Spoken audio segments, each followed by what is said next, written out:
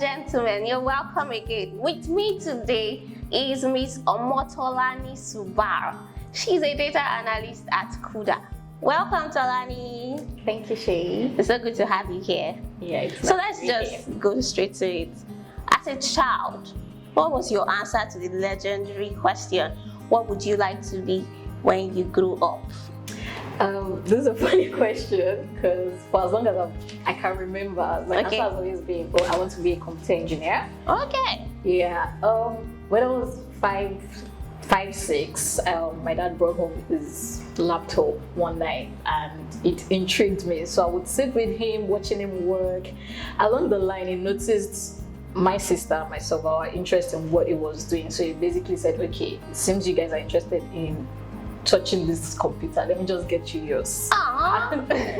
Then he bought home this desktop, set it up for us, set up the internet. So every once in a while, if there are fixes, maybe with the CPU or the monitor, would sit with him, just watching him do like different things, connecting it to the internet. It was just all this random thing. So I was intrigued. I would play games. I would design with PowerPoint. I was just like using the computer for all sorts. So it piqued my interest basically. So that was where the interest came in from. Nice. So how did you move on the trajectory to where you're at now?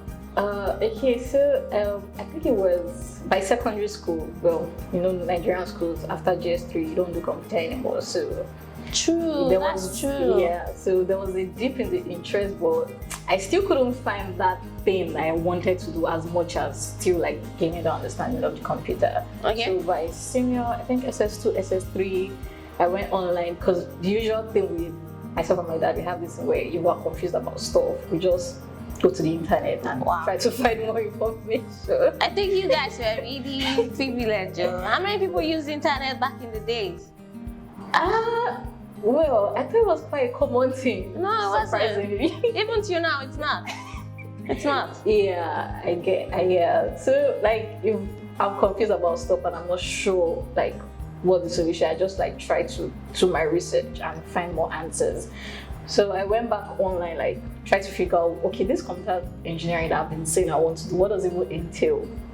And I found like really interesting stuff more about it, like, oh, you can do animation with it, you can be like a database person with it, or you can even be the system administrator. That has to do with the OS and stuff. I think the part where I was not sure, because I started having that, was with the networking part, because it just felt like this thing that I wouldn't understand. Okay. So I had my doubt then, so I was struggling, like, is this really something I want to do if I end up in this field? How will I tackle? Yeah, will I enjoy it? Like those kind of questions. By the end of the day, I just like followed my gut, like, yeah, let me just put my foot in and then I will find my way when I get there. Okay. Yes. So what did you study? I studied computer science. This is one of the few persons I know that actually study computer science and they know what they are going into. You know, many people just find themselves there. I know it was a deliberate effort on my part. Okay. I would say my dad, because he was there along the line, like, he understood what I wanted to do. So anytime I have like maybe questions, doubts, he would most likely just like, oh, let's sit down and look at this thing together. Would find like a solution to it. Okay. Then I was at his office most of the time. He has like an IT firm, so there were people there that I could also talk to, like just try and find out what they're doing and see how, if it's something I'm also interested in. So I had that opportunity to be fair.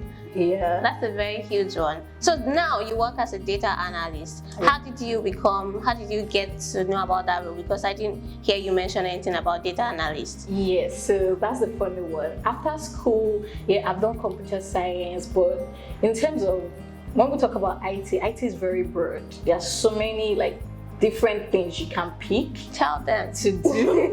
Like you've done computer, but like it's so wide, the field, like so many opportunities. So to be fair, when I started, I was looking towards animation, honestly, but I couldn't find opportunities there here in Nigeria. So I started looking for work after school, obviously.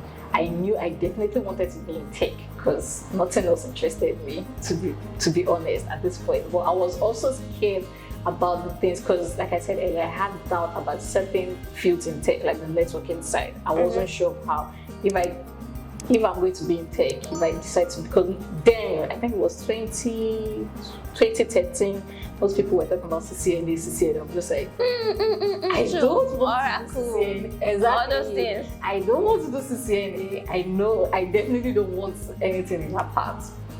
But I was lucky enough, I got a job in one of the biggest banks in Nigeria back then. And they took us, so what they do is when you're put in tech, they don't tell you what role you will be put in. So that's black market though. Not necessarily, funny enough, not necessarily. So what they do is they take you round to talk to all the unit heads, basically, like have like a 5-minute conversation with them, so you find out what they're doing, what the team is doing, and then if you're interested in that, you can put your name down and say, oh, this unit, I'm interested in what they're doing, I actually want to be there.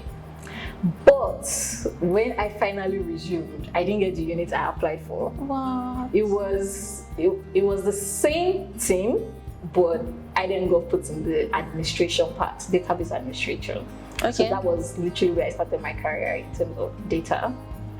And I'm grateful for that because now that I'm an analyst, in terms of the growth from being an administrator to an analyst, my understanding of the system, in terms of the system that takes care of all the data that you're querying, you're just checking, doing random stuff on it. My understanding of it helps me to be a better analyst, in all honesty. So it's not something like, oh, I feel sad about being an administrator. Nah, it's one of the journeys I'm actually grateful for. Okay, so now you've started answering my next question. You mentioned data analyst, you mentioned data administrator. So for those people that don't even have an idea what it is or what it means, can you like break it down? Okay, so as a database administrator, your main task day to day is to ensure that the system where the data is kept is available, at least 99.9% all the time available. Okay. Because you can't really get 100% uptime. Uptime in terms of availability, it's available, it's secured, and then there's integrity. When I say integrity, that means whatever data that is in there is correct. Okay. So, because then I'm talking about a banking system. So you don't want a situation where the information you have with your customer is the wrong one. And it's not on the fault of the customer, it's on the fault of the system. That's an issue. I should just open my bank account and see that instead of finding 2,000 naira balance, it's 2 million. Exactly. Exactly. So that's an issue. So you want to ensure data integrity. You want to ensure that not everybody has access to that system because it's a highly confidential system. So you want to regulate access. Okay. So we do something called least privilege. So when someone needs access to it, we give them the least amount of privilege so they can't do so much with it. Okay. So those are the 3 main things that you do. Then you maintain the system because there's always hiccups here and there. Sometimes the system is down, you want to troubleshoot what's the issue.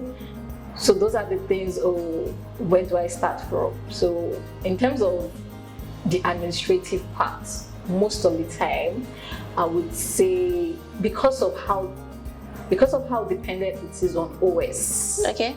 So OS being operating system. So there's this interrelationship between the database and the operating system where it's running on. So you need to understand both to really, really enjoy your work in that space. Nice. So what are some of the tools you use? Do you code? What are some of the tools you use? I don't know if I'll call it coding, but yeah, so depending on the OS and the type of database, because we have like multiple different databases. Okay. If you work with Oracle, most times you'll find out that Oracle databases are installed on Linux systems. Okay. So you want to know about bash scripting, because it's not every time you want to run jobs on the databases directly. So it makes more sense to write a bash script for that, and then run it from the OS. So it connects to the database. You don't you don't do too much on the database side, so you're just connected on the operating system and you do your work. For Windows, it's PowerShell, so that one's slightly different, but it's the syntax are, like I said, nearly the same now these days.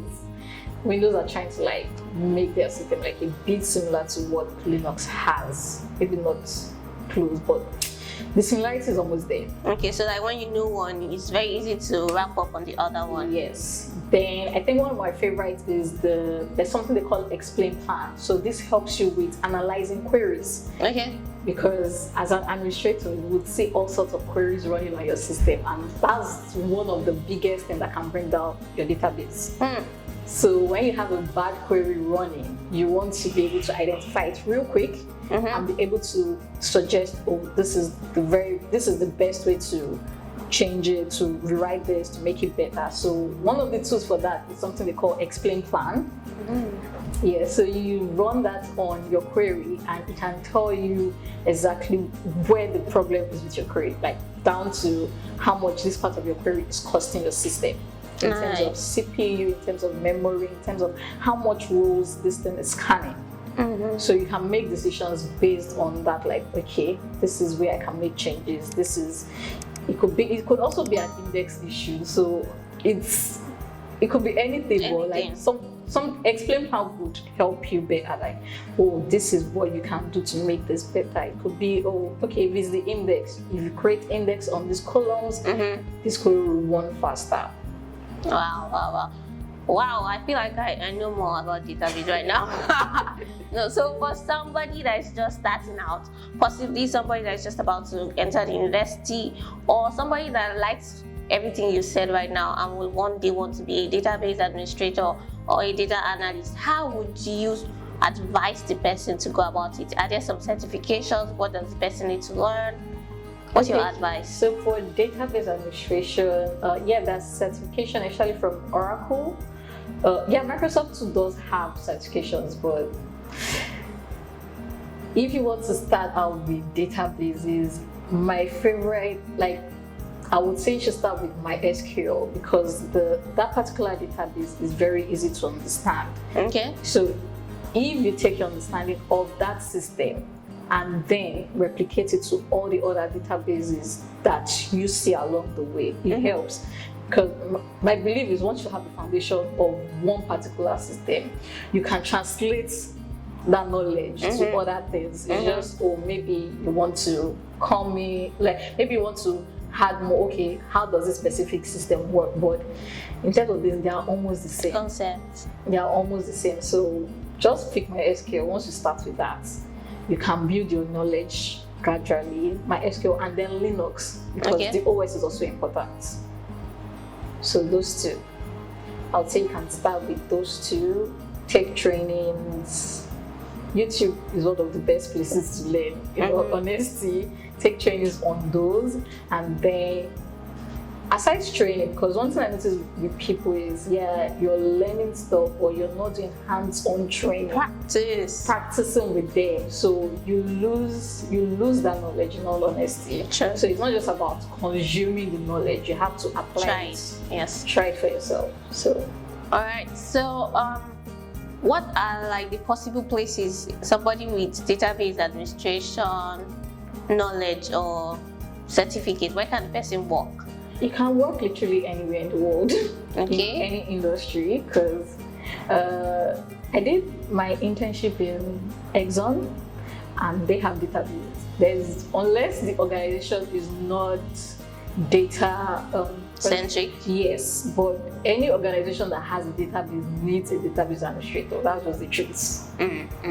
Thank you very much. Thank you. So back to you. So I know this career journey has been on for a while. It has. So how will you rate your career satisfaction on a scale of 1 to 10? 1 being the lowest, 10 being the highest. I would say 9. because I'm not where I want to be yet. But 9 is high.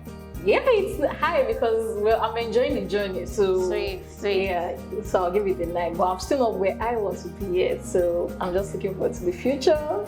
Still in data space, but Awesome. I really like that. Thank you very much, Tolani, for coming. It was so good to have you and to learn more about your journey. I hope somebody out there has listened to this and is motivated. And in case you have questions for Tola, just drop down in the comment section. I'll ensure to reach her to, give you response. Thank you very much. And if you enjoyed this show, please do like, share, subscribe, comment, and let us know what you think. Bye-bye. bye.